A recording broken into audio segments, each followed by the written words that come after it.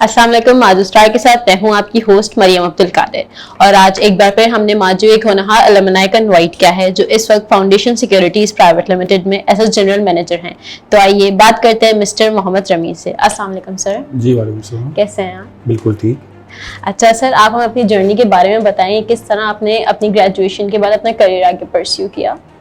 जी मैं ग्रेजुएट तो of course माजू से ही था जी। और उसके बाद because I was also working along with my studies, तो उसके बाद yes after doing MBA from माजू स्पेशली इन फाइनेंस फील्ड, तो उसमें ये हेल्प हुई कि मेरा अपना करियर जो है वो काफ़ी ज़्यादा परसू किया, वो सक्सेस नज़र आई। जो चीज़ें मैंने यहाँ से सीखी उसको जब प्रैक्टिकली इम्प्लीमेंट की तो it turned out to be a very successful effort from my side के I actually gathered the degree and also the education from in the finance field and then implemented with my relevance. Okay. अच्छा sir, आपके पास जैसे कि बहुत सारे options थे, बहुत सारी यूनिवर्सिटीज के, तो आपने उसके मुकाबले माजू ही क्यों चूज किया? देखिए, when I was looking for overall of universities, तो उसमें माजू I think is and was considered to be a very good business school, especially in the MBA in finance. So I actually wanted to get into the Maju to pursue MBA, and this was the only reason that overall आपको हर जगह पे अच्छी quality मिलती है, but I'm not saying कि कहीं और नहीं है, but again Maju was well known. तो I thought कि it would be good and it turned out to be very good successful. ठीक है। अच्छा सर, आपको माजू ने कैसे मोटिवेट किया या आपको माजू कैसे कौन से टीचर ने ज़्यादा इंस्पायर किया अपना करियर परस्यू करने के लिए? देखिए, माजू में ओवरऑल माजू ने मुझे कॉन्फिडेंस दिया। जाहिर सी बात है, आप यहाँ पे थ्योरी भी सीखते हैं, आप प्रैक्टिकली भी बात करते हैं। यहाँ पे काफ़ी ज़्यादा जो है वो मतलब थियोरेटिकल प्रोसीजर के अलावा भी काफ़ी ज़्यादा जो है वो प्रैक्टिकली चीज़ों को जो है वो किया जाता है, पुश किया जाता है स्टूडेंट्स को। But I think after MBA मुझे जो सबसे बड़ा डिफरेंस नज़र आया वो ये आया कि आपका जो कॉन्फिडेंस लेवल होता है, क्योंकि इतनी रिगोरियस आपकी जो है वो एक्टिविटीज़ हो रही होती हैं, तो उसकी वजह से मेरा कॉन्फिडेंस काफ़ी इम्प्रूव हुआ। मुझे एक जो फियर फैक्टर होता है किसी स्टूडेंट के अंदर वो काफी रिमूव हो गया। और जो I think I would definitely take a name of my best teacher. हालांकि टीचर तो सारे ही अच्छे हैं, but one of the teacher was really pushing me hard, और उनका काफी मुझे बेनिफिट हुआ उनके होने से। उनके टीचर वो सर जावेद हुसैन बलोच साहब। हाँ, उन्होंने, क्योंकि he is very good in the field of finance, तो मुझे इनसे फायदा ये हुआ कि नॉट ओनली कि दे ही वो सबके साथ ये ऐसा करते हैं कि उन्होंने जो है वो क्लास में भी चीजों को जो है वो वेल एक्सप्लेन किया और प्रैक्टिकलिज्म को साथ लेके चले, but after the class if you reach out to him for any help तो ही डज इट। तो I mean like he is one of the best teacher in my. Okay. अच्छा sir, अब आप हमें अपनी कंपनी के बारे में बताएं कि किस तरह क्या काम करती है? देखिए, foundation securities is a stock brokerage company, और फाउंडेशन सिक्योरिटीज जो है वो ग्रुप कंपनी है ऑफ द फौजी फाउंडेशन। तो उसमें हम लोगों की ग्रुप की और भी कंपनीज हैं, जिसमें आप फौजी फर्टिलाइजर बिन कासिम, और इसके अलावा आपका अस्करी बैंक, फौजी सीमेंट। तो this is also the foundation securities is also part of the फौजी फाउंडेशन। और फौजी फाउंडेशन का पार्ट होने के बाद दूसरी बात जो फाउंडेशन सिक्योरिटीज वो कर रही है वो ये कि स्टॉक ब्रोकरेज में जो लोग इन्वेस्टमेंट करने आते हैं स्टॉक मार्केट में, उनको गाइड करना, उनको एक इन्वेस्टमेंट प्रोसीजर समझाना, मार्केट की एक्टिविटीज क्या होती हैं वो शेयर करना, और फिर उनको जो उनकी ट्रेडिंग में हेल्प करना, ये हमारा मेन कोर्स है। और वन ऑफ द स्पेशल और best department that we have is a research department. तो वो लोग जो कि स्पेशलाइज नहीं होते आपको मतलब फाइनेंस की फील्ड में, और उस तरह से आपकी फाइनेंशियल स्टेटमेंट्स को रीड नहीं कर सकते, तो हमारा रिसर्च डिपार्टमेंट उनको हेल्प करता है with publish reports to share the outlook of the listed companies. अच्छा सर, आप मुझे पाकिस्तान की इकोनॉमी के बारे में कुछ बताएं, जैसे कि अभी बहुत ज्यादा खराब चल रही है, तो आपको क्या लगता है कि आगे जाके फ्यूचर में कुछ बेहतरी आएगी? देखिए, पाकिस्तान की इकोनॉमी जो है वो ट्रबल में है, और ऐसा नहीं है कि कोई पाकिस्तान की अकेले की है, और भी अदर कंट्रीज हैं दुनिया में जो काफी स्ट्रगल करते हैं।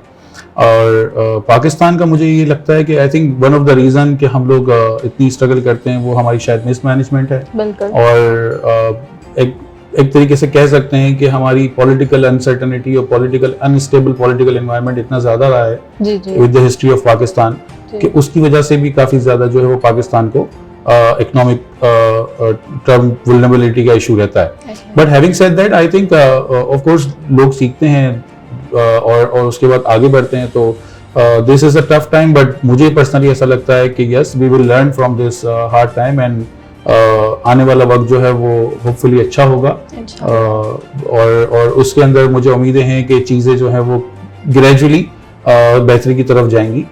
तो ये मुझे लगता है पर्सनली। ओके, अच्छा सर, पाकिस्तान की करेंसी जैसे कि बहुत ज़्यादा वीक है डॉलर के मुकाबले में, तो आपको क्या लगता है फ्यूचर में क्या होगा इसका? आई थिंक पाकिस्तान की करेंसी जो इतनी वीक हो गई है उसका one of the reason is again vulnerable economic situation है, और अनफॉर्चुनेटली है ये काफी कि हम लोगों के पास इतने रिजर्व्स नहीं हैं, और lack of reserves, foreign reserves की वजह से आपकी करेंसी जो है वो वीक हो जाती है। बट मुझे पर्सनली ऐसा लगता है कि काफी ज्यादा तेजी से जो है वो आपकी करेंसी वीक हो गई है, और जैसे ही आपने सुना होगा कि IMF का हम लोग जो है वो एग्रीमेंट साइन करने की गवर्नमेंट स्ट्रगल कर रही है, तो as soon as the agreement get signed I am sure कि आपको foreign assistance in terms of the loan आपको मिलेगी, और वहां पे आपके रिजर्व्स फिर से बिल्डअप होना शुरू हो जाएंगे। उस बेसिस पे आपकी करेंसी जो है वो थोड़ी सी जो है वो स्टेबल रहने का इम्कान है आने वाले वक्तों में। ओके, अच्छा सर, जैसे कि अभी फाइनेंशियल स्कैम बहुत हो रहे हैं, तो इस पर आप क्या कहना चाहेंगे? नहीं, देखिए फाइनेंशियल स्कैम होते हैं, और इसीलिए ही मेरे ख्याल में क्रेडिट जाता है आपकी एजुकेशन को कि आप उस तरह के फाइनेंशियल स्कैम्स को जो है ना वो उसको जज कर सकें और फिर उसको अवॉइड कर सकें। तो one of the reason I think financial scam के अंदर आप फंस जाते हो वो आपकी लेस एजुकेशन और less understanding of the financial structure होता है। तो उसमें मैं ये जरूर कहूंगा कि सबसे बड़ी चीज ये होती है कि आप शॉर्टकट की तरफ ना जाएं। अगर आपको कोई कह रहा है कि भाई मैं आपको शॉर्टकट में पैसे बना के दे दूंगा या आपको बेनिफिट होगा, तो वो फिर जाहिर सी बात है कुछ ना कुछ उसके पीछे, क्योंकि it's not easy, I mean like there is no free lunch. तो उस बेसिस के ऊपर कभी भी आई थिंक स्टूडेंट्स को या किसी और को भी प्रॉपर इन्वेस्टिगेट करना चाहिए। अगर आप कोई भी स्कीम में इन्वेस्ट कर रहे हैं और उसको प्रॉपर इन्वेस्टिगेट करें, उसके बारे में मालूमात लें, और ऐसे ही किसी पे ट्रस्ट करने के साथ आप जो है उसको कभी भी इन्वेस्ट ना करें, वरना आप फिर फाइनेंशियल स्कैम का शिकार हो जाएंगे। ओके, अच्छा sir, as a senior person in financial market, थोड़ा सा आप ये बताएं कि स्टूडेंट्स को इसे कैसे लेकर चलना चाहिए? देखिए, इन्वेस्टमेंट जो है वो आई थिंक इट्स लाइक आप हर जिंदगी में हर बंदा हर लेवल पे जो है वो कहीं ना कहीं इन्वेस्ट कर रहा होता है। आपने जो है वो यहाँ यूनिवर्सिटी में इन्वेस्ट किया, अपने टाइम देकर, और आपने एजुकेशन हासिल की। हम जनरली अपनी लाइफ में भी काफी जो भी डिसीजन मेकिंग करते हैं तो इट्स काइंड ऑफ इन्वेस्टमेंट जिसका आप रिटर्न जो है वो फिर एक्सपेक्ट करते हैं। लेकिन जब when it comes to stock market investment, तो मैंने ये ऑब्जर्व किया है अनफॉर्चुनेटली खासतौर पे पाकिस्तान में कि लोग जो है वो इतना प्रॉपर इन्वेस्टिगेट नहीं करते, प्रॉपर रिसर्च नहीं करते, और कहीं सुनी सुनाई बातों के ऊपर जो है वो शेयर्स ले लेते हैं कंपनी के और शेयर सेल कर देते हैं। मैं ये सजेस्ट करूंगा कि क्योंकि ये खास तौर पे एड्रेस करूंगा उन स्टूडेंट्स को जो कि पूरे पाकिस्तान में बिलोंग करते हैं स्टडीज के साथ, क्योंकि जिस तरह से वो बुक्स को रीड करते हैं, प्रॉपर इन्वेस्टिगेट करते हैं, प्रॉपर रिसर्च करते हैं और फिर अपने एग्जाम्स देते हैं, उसी तरीके से जब आप स्टॉक मार्केट में इन्वेस्टमेंट के लिए आए तो वो जो लिस्टेड कंपनी होती है वो आपको 4 times इन अ ईयर आपको एवरी क्वार्टर जो है वो पब्लिश कर रही होती है आपके अकाउंट्स।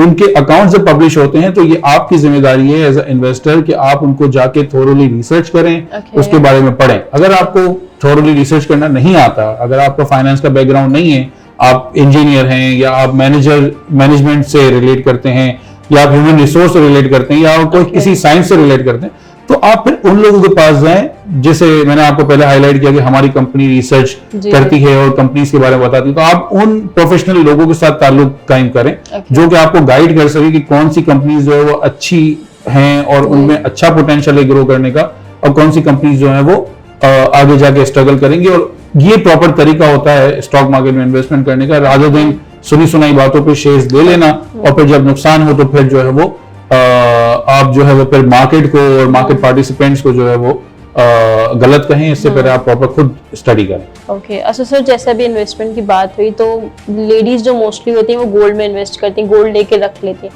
तो इस पर आप क्या कहना चाहेंगे? जी लेडीज तो आई थिंक पाकिस्तान में तो ये ट्रेडिशन है कि लेडीज जो जनरली गोल्ड शायद पहनती उतना नहीं है जितना वो लेके रख देती हैं। तो उसमें बेस्ट तो ये होता है कि yes gold is always, I mean like gold is like gold, but मैं ये सजेस्ट करूंगा कि अगर गोल्ड के अलावा भी लेडीज को अगर कहीं देखना चाहिए तो, क्योंकि हमारे यहाँ हम मार्केट में देखते हैं कि अगर 250,000 तो 300,000 पार्टिसिपेंट्स हैं टोटल मार्केट में, तो उसमें लेडीज का रेशो काफी कम है, जबकि वो माशाल्लाह लेडीज, मतलब मुझे ऐसा लगता है पर्सनली कि लेडीज जो है वो एज स्मार्ट एज मैन, तो उस बेसिस के ऊपर मैं तो ये कहूंगा कि उनको प्रॉपर तरीके से गोल्ड की इन्वेस्टमेंट जो पिछले 20 सालों में उसने क्या रिटर्न दिया है उसको भी स्टडी करें।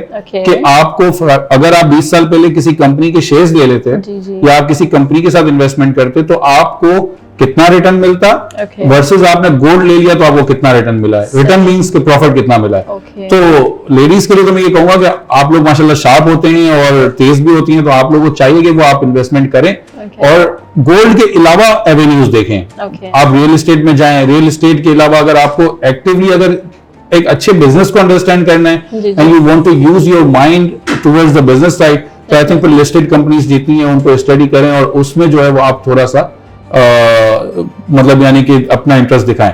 बट मैं ये जरूर कहूंगा कि gold is risk free investment, वो हर जगह पे कैश हो जाती है।